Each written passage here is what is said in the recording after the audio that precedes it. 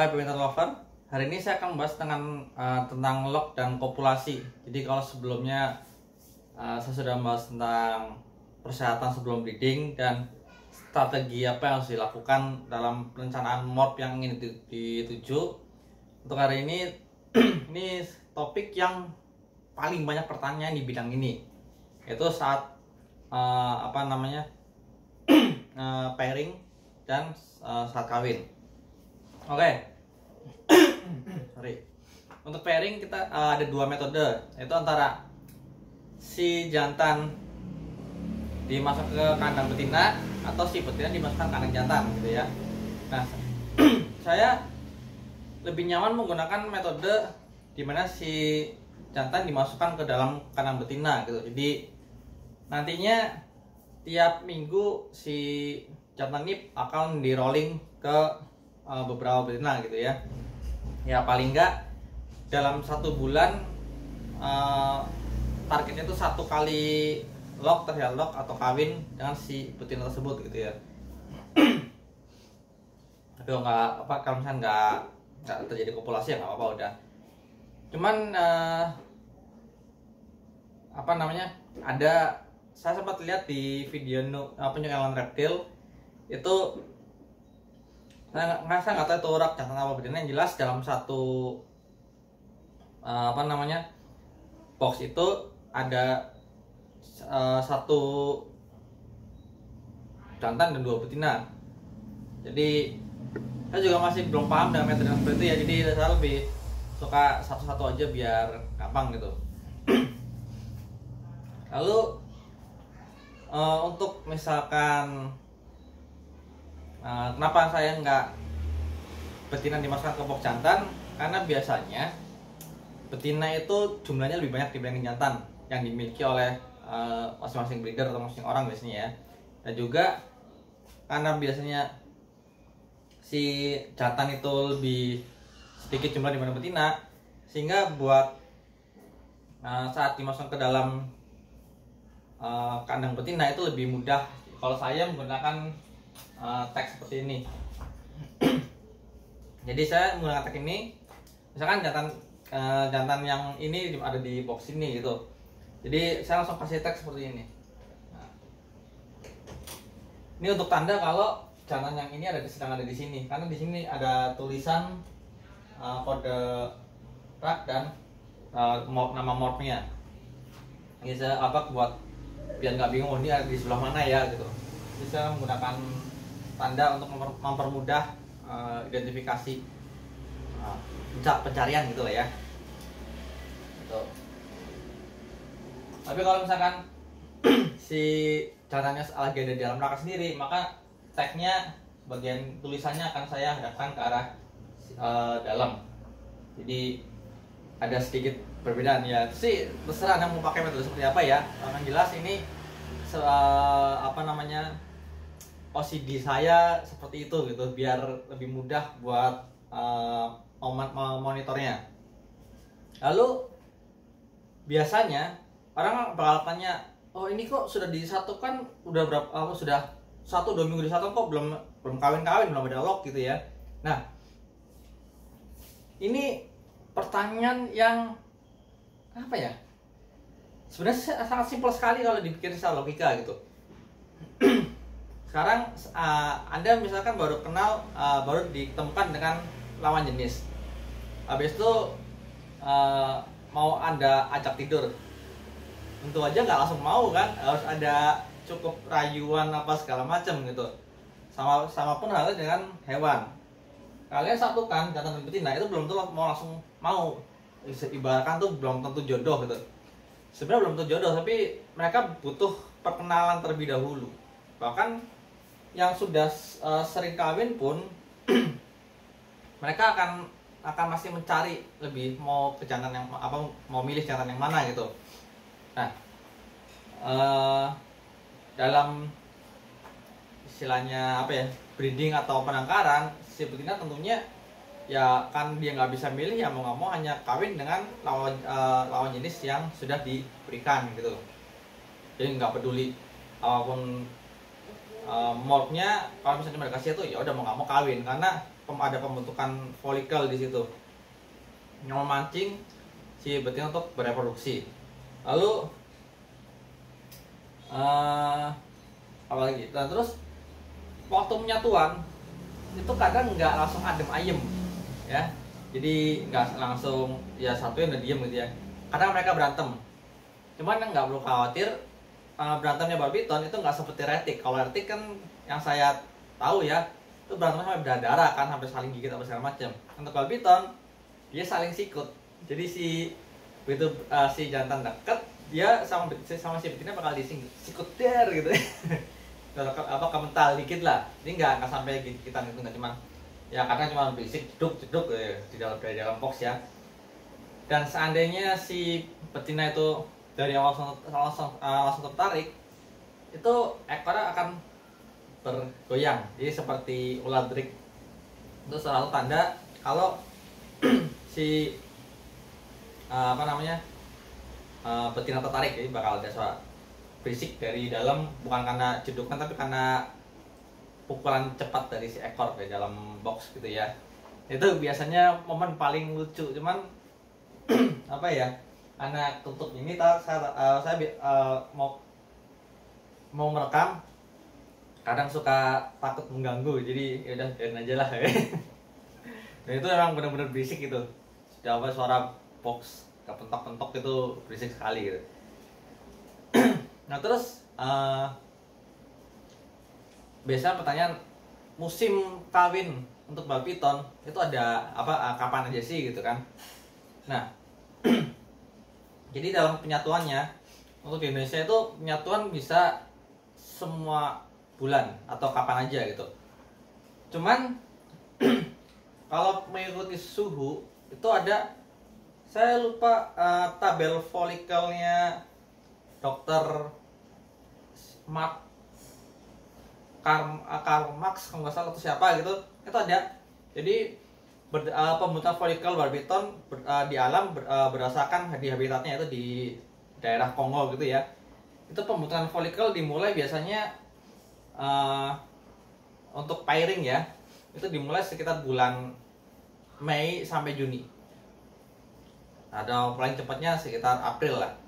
Itu untuk pairing berdasarkan tabel yang di bikin si dokter itu. Kalian mungkin bisa Google ya, saya lupa nama dokter Karl Marx atau siapa, kalian bisa tulis saja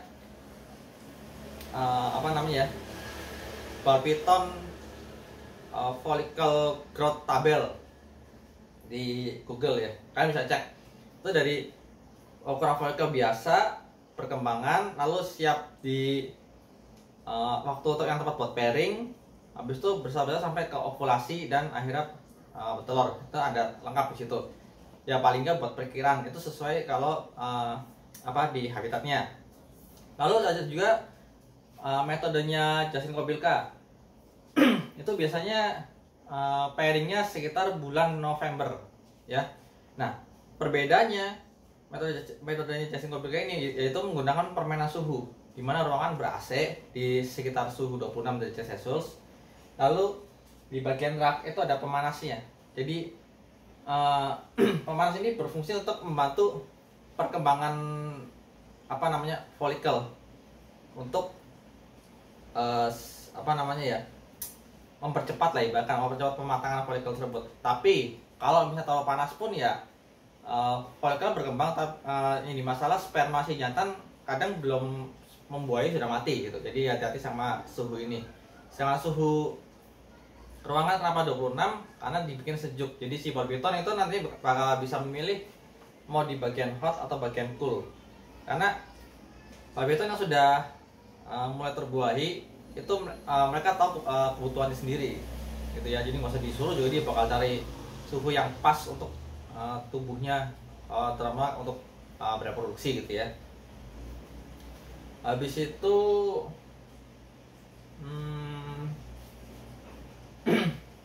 pairing udah itu dulu kayaknya. Ntar saya agak kalau lupa ntar saya tambahkan mungkin di keterangan apa segala macam ya. Lalu untuk lognya, oke.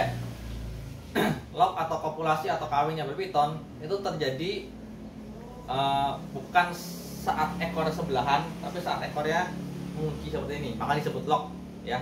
Kan ekornya mengunci, dimana ekor bawah itu jantan, jadi betina ekor berada di atas, oh jantan di bawah, jadi badannya seperti ini. Nah, agak twist gitu ya, tapi posisi kloaka si jantan itu ada di bawah dan si kloaka si betina ada di atas gitu. Biasa pertanyaannya, oh ini udah ngelok nih, ngelora berapa lama ya? Oh ini sudah misalkan 20 kali lock kok belum nelor gitu ya. Oke, sekarang pertanyaan saya kembalikan lagi. Anda misalkan kawin, bereproduksi dengan pasangan Anda, apakah pasangan Anda langsung hamil? Tentu saja tidak kan? Sama saja seperti bal piton, dimana ditentukan oleh besar perkembangan folikelnya. Jadi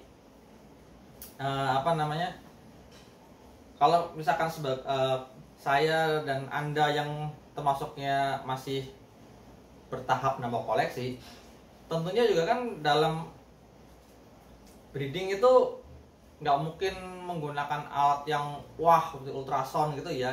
Ini satu cara, ya udah satukan kawin ya. Habis itu jangan lupa nutrisi untuk si betina, di mana nutrisi ini sangat penting sekali gitu ya, untuk digunakan si betina untuk menyimpan cadangan lemak dan perkembangan digunakan untuk perkembangan folikelnya itu yang nantinya bakal jadi telur gitu. Nah, untuk jika seperti kita gitu ya, satukan aja sampai misalkan terjadi ovulasi, karena sebelum si piton betina ini ovulasi, kita nggak bisa memprediksi atau menghitung mundur ya. Itu masih di luar jangkauan kita, karena kita nggak bisa melihat ukuran folikel sebesar apa. Tapi jika menggunakan ultrasound, nggak perlu lama-lama, tapi juga nggak terlalu cepat juga. Maksudnya gini, sebelum di pairing itu ukuran folikel bakal di scan dulu, kita diukur panjangnya berapa, diameternya. Begitu sudah sampai sudah besar minimal, baru akan di pairing. Biasanya nggak lama, mungkin sekitar 4 kali pairing itu udah sudah bisa sukses sampai udah langsung terjadi pembuahan dan nggak lama ovulasi gitu ya. Tapi untuk yang nggak mempunyai ultrasound, ya mau nggak mau kita hanya mengira-kira saja. Kita nggak bisa berpatokan langsung nah, sampai wah ini berapa bulan lagi nelor itu enggak. Karena saya sendiri ada yang sudah berkali-kali kawin nelornya lumayan lama, ada yang cuman 3 kali terjadi kopulasi atau kawin langsung berhasil tuh. Jadi tergantung nutrisi yang ada di si bal piton tersebut. Nah, terus juga ada beberapa faktor yang mempengaruhi, seperti misalkan asupan nutrisi saat si betina di pairing. Jadi kalau misalkan kemarin saya mengalami dimana pairing ada masalah, bagus, lokal bagus segala macam, tapi nutrisinya tersendat karena pasokan red yang sulit gitu. Akhirnya ini saya sudah 3, 4, 5, 6. Ini udah 6 kali lock, karena nutrisinya agak kurang, dia nggak bertelur, tapi tetap saya pairing. Lalu ini ada sudah ini 6 kali lock rata-rata ya. Bawah malah yang 10 kali lock. Itu istilahnya perkembangan folikel agak kurang karena kurang nutrisi tadi. Jadi saya nggak tahu apakah bakal diserap atau gimana. Yang jelas air ini sudah saya sudah saya perbaiki nutrisinya, sudah dapat pasokan lagi ya. Cuman saya belum tahu positif atau tidak, karena si betina juga masih makan, cuman belum mau belum terjadi perkawinan lagi, berkopulasi lagi gitu ya. Jadi bilang ya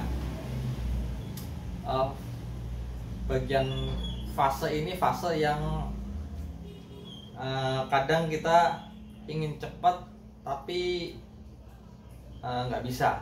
Jadi mulai ada faktor X di mana yang kita rencanakan itu kadang nggak nggak sesuai gitu. Karena kita nggak bisa pungkiri si betina juga butuh waktu, butuh nutrisi lebih, dan suhu udara itu juga sangat berpengaruh sekali dalam perkembangan si folikel tersebut atau sel telurnya gitu ya.